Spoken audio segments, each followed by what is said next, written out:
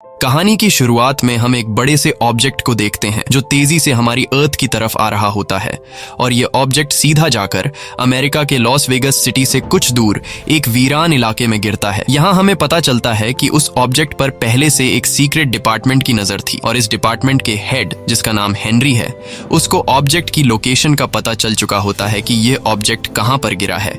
जिसके बाद हेनरी अपनी एक पूरी टीम के साथ उस लोकेशन पर पहुंच जाता है जहां ये लोग पूरा इलाका अपने कंट्रोल में ले लेते हैं। और जब ये लोग उस ऑब्जेक्ट के करीब पहुंचते हैं तो इनकी आंखें खुली की खुली रह जाती हैं क्योंकि यह कोई ऑब्जेक्ट नहीं बल्कि एक एलियन स्पेसशिप थी। टीम का लीडर हेनरी समझ जाता है कि यह स्पेसशिप जब यहाँ आई है तो इसमें एलियन भी जरूर होंगे, इसलिए हेनरी इस स्पेसशिप की तलाशी लेता है, लेकिन अंदर उन्हें कोई भी एलियन नहीं मिलता। पर हेनरी को पूरा यकीन था कि जब यह स्पेसशिप जमीन से टकराई तब इसमें एलियन मौजूद थे, लेकिन हमारे यहाँ पहुंचने से पहले ही वह एलियन यहाँ से भाग गए।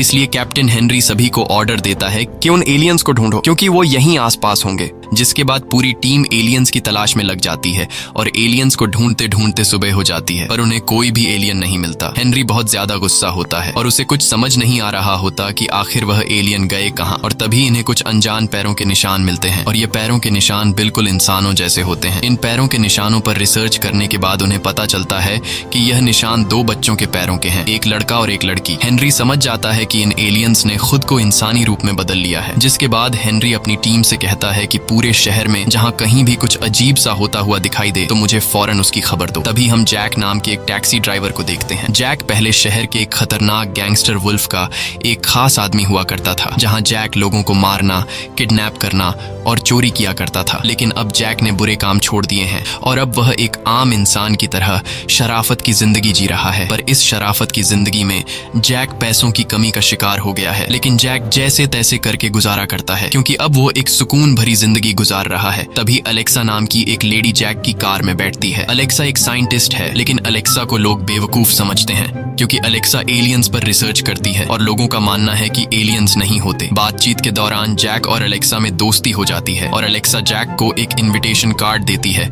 और कहती है कि हॉलीवुड होटल के सेमिनार में मेरा स्पीच है, तुम मेरी स्पीच को सुनने जरूर आना। जैक उस इनविटेशन कार्ड को ले लेता है और अलेक्सा को हॉलीवुड होटल के सामने ड्रॉप कर देता है। वहीं हम कंट्रोल रूम में हेनरी को देखते हैं जिसकी टीम सीसीटीवी कैमरा की मदद से शहर के हर एक कोने में उन दो एलियंस को तलाश कर रही होती है। तभी उन्हें एक अजीब फुटेज नजर आती है जिसमें दो बच्चे बिना एटीएम मशीन को हाथ लगाए उससे ढेर सारे पैसे निकाल रहे होते हैं और यह देखकर हेनरी समझ जाता है कि ये वही दो एलियंस हैं। जिसके बाद हेनरी अपनी टीम से कहता है कि इन दो बच्चों पर नजर रखो। दूसरी तरफ जैक जब अपनी टैक्सी निकालने वाला होता है तभी उसके पास दो गुंडे आते हैं। यह दोनों गुंडे वुल्फ नाम के गैंगस्टर के लिए काम करते हैं और पहले जैक भी इसी गैंगस्टर के लिए काम किया करता था।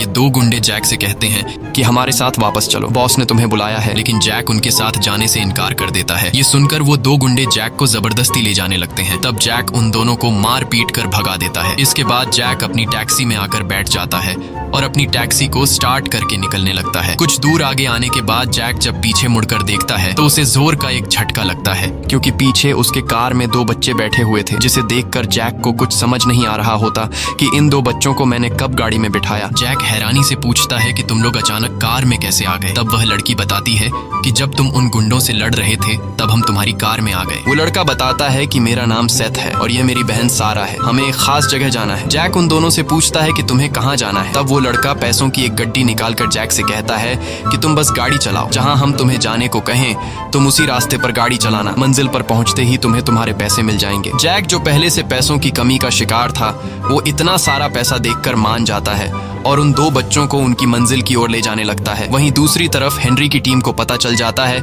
कि वो दो एलियन जैक नाम के एक टैक्सी ड्राइवर की गाड़ी में बैठे हैं। जिसके बाद हेनरी अपनी टीम के साथ जैक को ढूंढने निकल पड़ता है। दूसरी तरफ जैक उन दो बच्चों को गाड़ी में बिठाकर लगातार उनके बताए हुए रास्ते पर आगे बढ़ता है। कई घंटों के सफर के बाद जैक एक वीरान इलाके में पहुंच जाता है, लेकिन उन दो बच्चों की मंजिल आने का नाम ही नहीं ले रही होती। तभी पीछे से सारा जैक से कहती है कि गाड़ी तेज चलाओ, हमारा कोई पीछा कर रहा है। जैक जब जब टैक्सी के साइड मिरर में देखता है तो सच में एक ब्लैक कलर की कार पीछे आ रही होती है। तब जैक कहता है कि कोई भी गाड़ी हमारा पीछा नहीं कर रही। वो ब्लैक कलर की कार शायद इसी रोड से किसी काम से आगे जा रही होगी, जिसके बाद जैक गाड़ी स्लो करता है और सच में वो ब्लैक कार उन्हें क्रॉस करके आगे निकल जाती है। पर वो ब्लैक कलर की कार आगे जाकर बीच सड़क पर जैक का रास्ता रोक लेती है। तब पीछे से दो और गाड़ियां आकर जैक की टैक्सी को टक्कर मारती हैं। असल में उस कार में हेनरी और उसकी टीम होती है जो सारा और सेथ को पकड़ने आए होते हैं। पर जैक को लगता है कि ये उसके पुराने बॉस गैंगस्टर वुल्फ के लोग हैं जो जैक को पकड़ने आए हैं। जैक गाड़ी की रफ्तार बढ़ाता है और उनसे भागने लगता है, लेकिन वो लोग जैक के पीछे हाथ धोकर पड़ जाते हैं और उसकी टैक्सी को बीच में लाकर रोकने की कोशिश करते हैं। पर जैक इतनी आसानी से उनके हाथ नहीं आने वाला होता और गुस्से में आकर जैक हेनरी की दो गाड़ियों को पलट देता है, लेकिन हेनरी की गाड़ी अब भी उसके पीछे लगी होती है और सेथ समझ जाता है कि ये लोग हमारा पीछा नहीं छोड़ेंगे, इसलिए सेथ यहाँ अपना कमाल दिखाता है। जैक गाड़ी भगाते हुए जब उसका ध्यान आगे की तरफ होता है तब सेथ कार के आर पार होकर